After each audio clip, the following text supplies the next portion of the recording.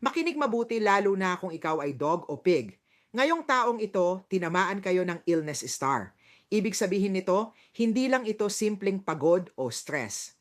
Hi, ito po si Master Hans Kua at narito ang dapat gawin kung ikaw ay may zodiac sign na dog or pig.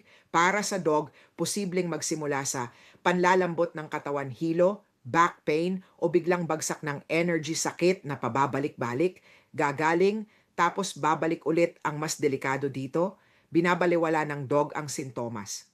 Okay lang to, mamaya na, pagod lang ako. Pero ang illness star lumalala kapag pinapabayaan. Para sa pig mas banayad ang simula, pero mas tahimik ang peligro.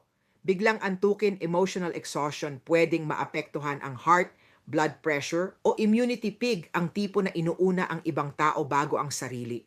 Pero ngayong taon, kapag hindi ka nag-alaga sa katawan mo, mapipilitan kang magpahinga.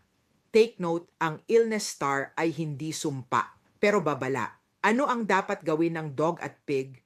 Huwag ipagwalang bahala ang check-up, pahinga at proteksyon. Sa Feng Shui rekomendado ang Wulo o Health Protection Charm, pagsusuot ng illness star, remedies pag-iwas sa sobrang puyat, stress at emosyonal na bigat.